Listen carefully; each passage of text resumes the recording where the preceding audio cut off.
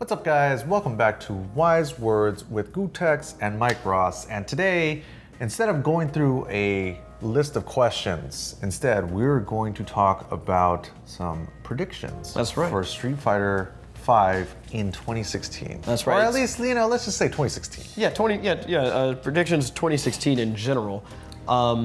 Street Fighter 5 will be dropping soon, and a lot of people are asking us questions about our thoughts on the game, who's hot, who's not, etc. And we feel we can use this time to actually just kind of spit what we think is going to happen, what the future holds. Gootecks, as of right now, I think undoubtedly you are the biggest Street Fighter 5 fan. You're the biggest advocate for the game. History repeats. History does repeat. You're welcome to 7 years ago. Thinking about it that way, right? Street Fighter 4 was a great warm-up, a beta test. And there was So these past beta tests meant nothing. The beta test was 7 years ago. The beta test. Okay. I mean, everything that we can do in 5, or already did in 4. Yes.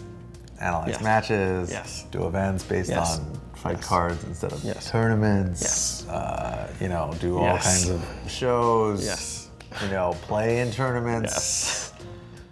I mean, the blueprint is there. All we have to do is nobody rewind. was watching. Oh yeah, no, I mean, it's like we just showed up here. Exactly.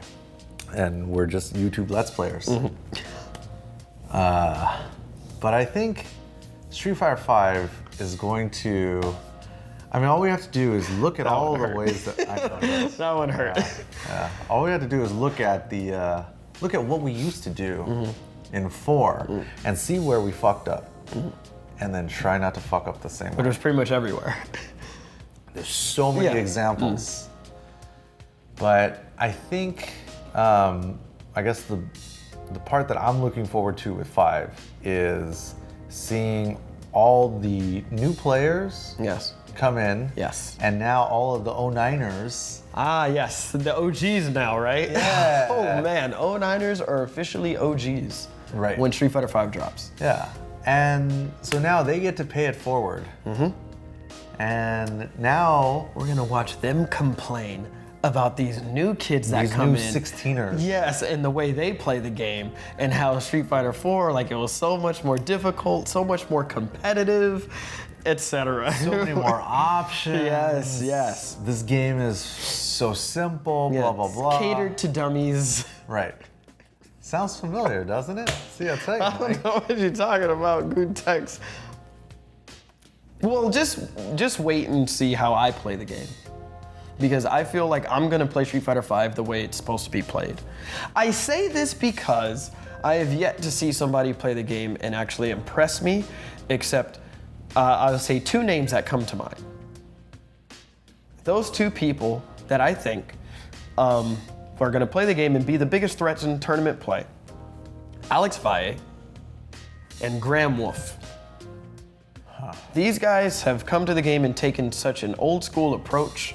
And I see them play at some of the past events where they had it. I think Graham Wolf won the Street Fighter 5 kind of pre-tournament at Capcom Cup or whatever, and nobody could just handle his playstyle.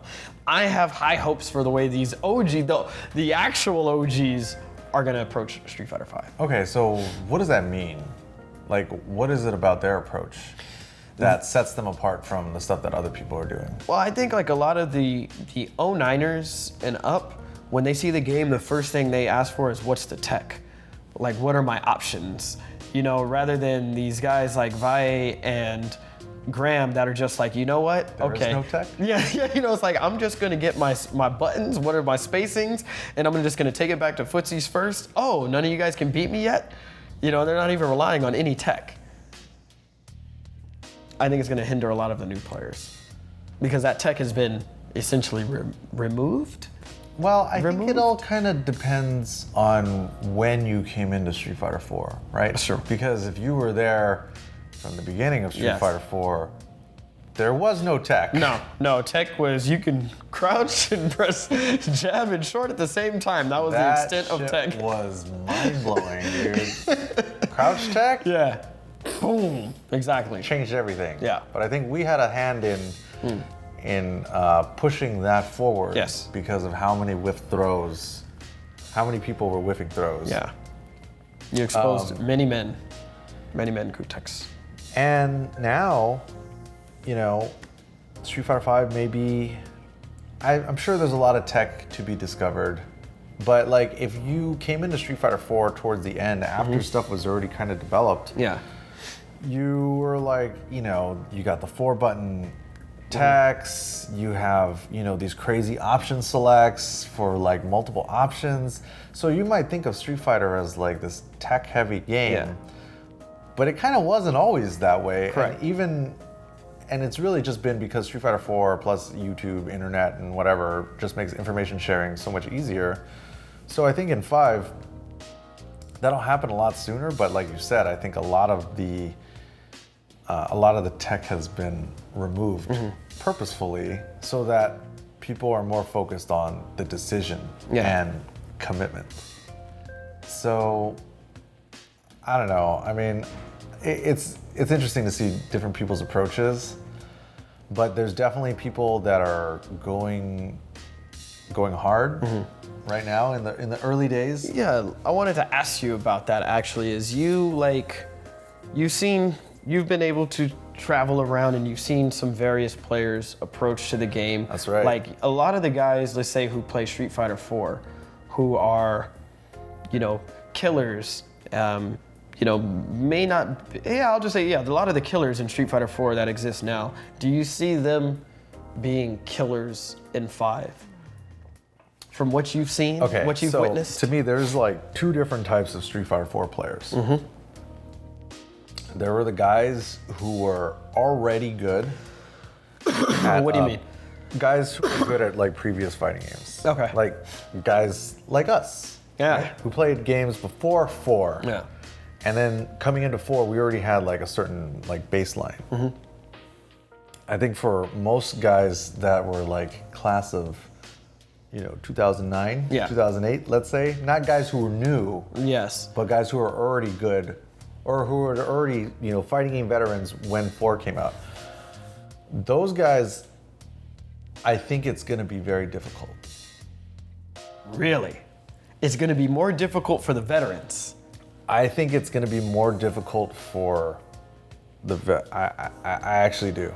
Okay. Okay. I'm not doubting it. Like look at Mike Ross's trajectory. Okay. Marvel 2 player, you know, climbing the ranks, like up there. Street Fighter 4, up there, you know, all the way to Evo.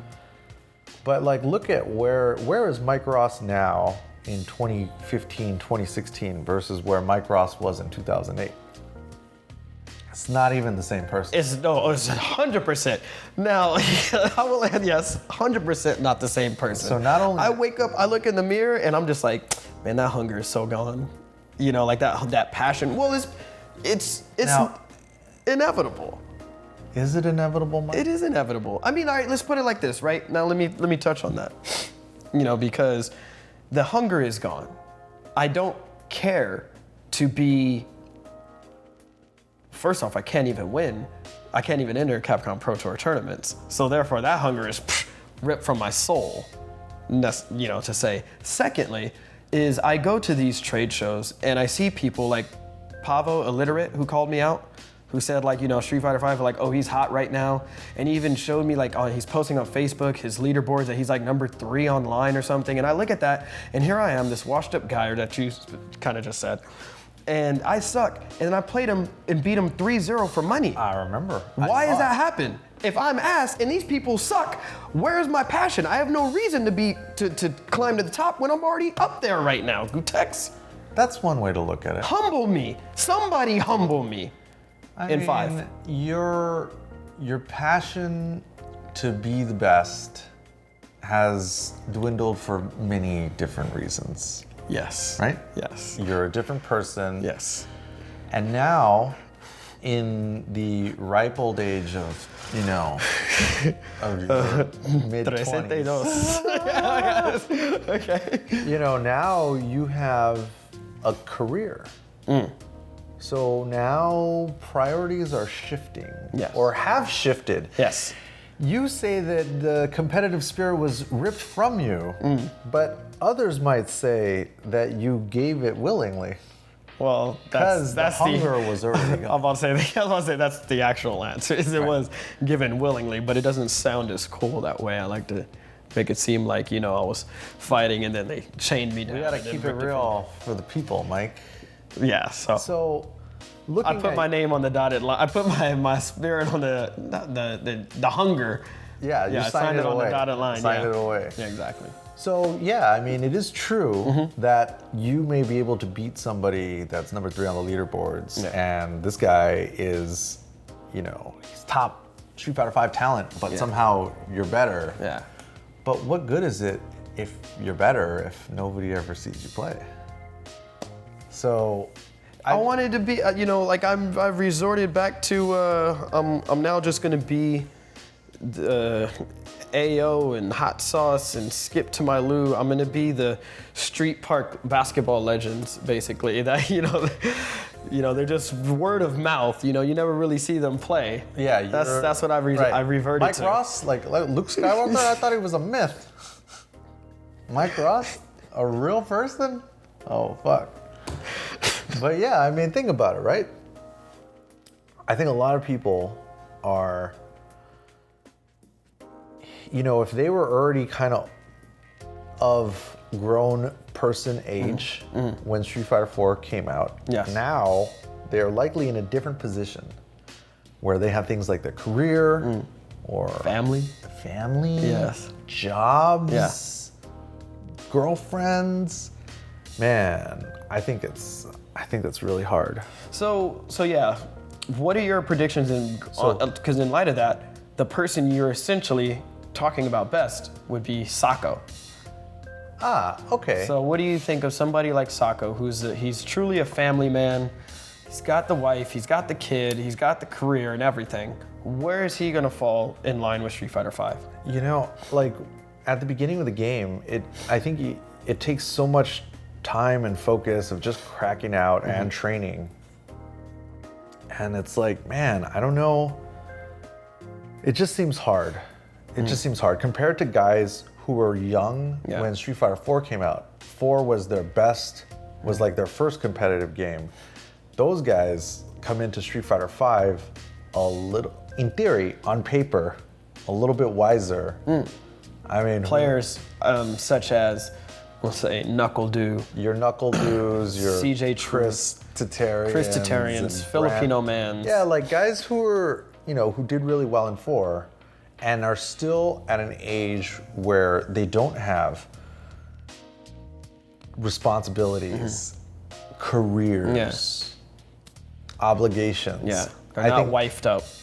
No, they're not wifed up. I mean, dudes who were already doing well and are now in their early 20s, I think are gonna, if they can get past thinking about Street Fighter 5 in the way that they think about 4 in terms of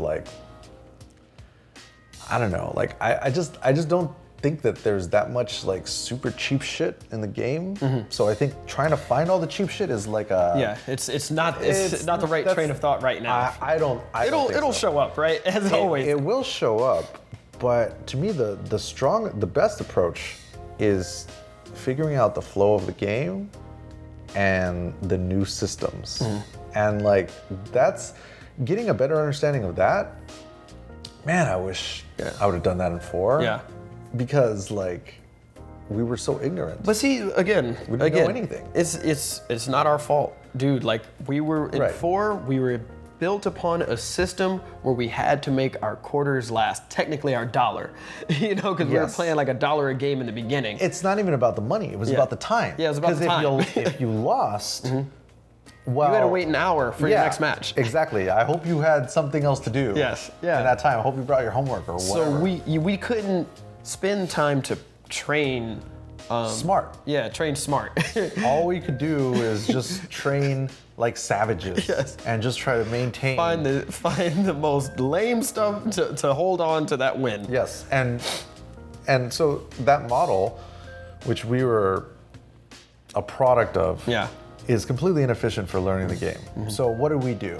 Well, I mean, I can't even speak for you. You did a better job than I did, but like, what did I do? Well, I was just trying to stick with one character. Fucking retarded, in retrospect, you know?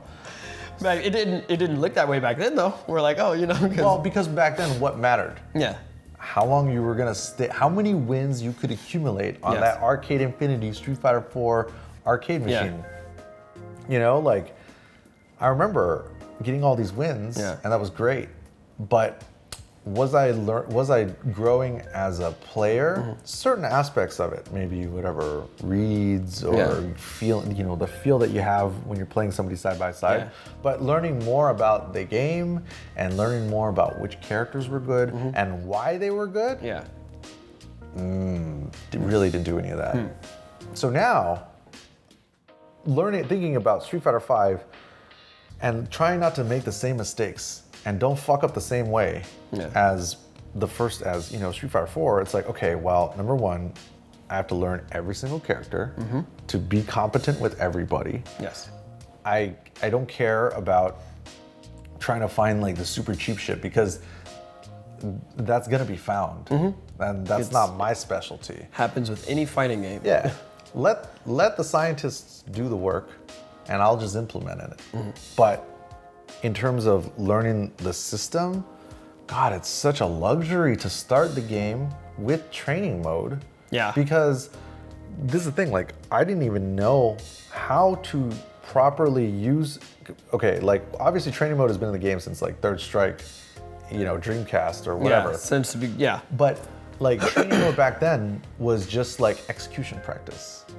And now the training mode in 5 is so good that you can just literally problem solve so much quicker than you could in 4, because now you don't have to record the dummy doing stuff. So even like in light of the training mode and stuff like that and people looking for tech, did you happen to come across Xian's video?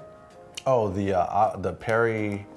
The option select parry. Option select. Yeah, so I saw it and then I showed it to Peter. And Peter was like, yeah, all you have to do is not press a button. And then nothing, and then it doesn't work, right? Yeah. Because the other thing about, okay, so for those of you guys that haven't seen it, right? Xian developed this option select where it's like a parry throw option select. Yeah, parry throw block or something like that. Parry throw block, but it loses to just throw, I guess. And also, if you don't hit a button and the parry comes out, if you hit him in recovery, like, you get counter hit. So you could, in theory, make him whiff throw, crush counter into big damage off of baiting this seemingly ridiculously powerful option select. Because it looks really good. It looks cool. It looks really good. But it's like, is that gonna be a game changer? Probably not. I don't know. I don't know. This is why I'm saying, like, and it's really specific, right? Because like, it's not like it's across the board. Yeah, like, this is why I don't know, like, to just try to find the cheap shit or whatever is not. I don't think that's the. I don't think that's the best long-term approach right now. Because for me, this is okay. So this is what I did. This is what I. This is the way that I've been training, which is for 5. For 5. Yeah. Which is which is to find the most practical crush counter combos for 0 bar, 1 bar, 3 bar, and then V trigger 0 bar, V trigger 1 bar, and then V trigger super. So if you have those 6 combos, I like the approach. Yeah. I like the approach. And, you know, being somebody who up until now was not trying to be good with every character, it forced me to think about the game differently.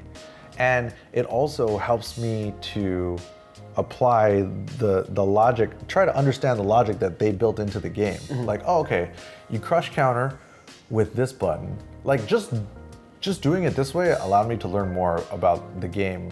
So, okay, use this button to crush counter, and then, you know, you have to think of these different situations for which, because you're going to be in these situations throughout the match. And the reason why I started with crush counter is because you have to, even though, like, you know, mashing DP is not advisable. Yeah. It's still a very common situation. Absolutely. That you have to be ready to punish, that you have to be ready for with every character. So I started with that because to me that's like the essential. Like you can build your entire game plan, not your entire game plan, but that's like a really good way to start. Well, I mean, it's changed over the course of the betas, but I mean, the game was kind of built around, you know, the crush counters. You know, it's like setting people up for that. Yes. And so like the way that you're practicing for that is going to be great. Who is going to be the ones to master it? We don't know yet. You know, but yeah, I do like your train of thought already.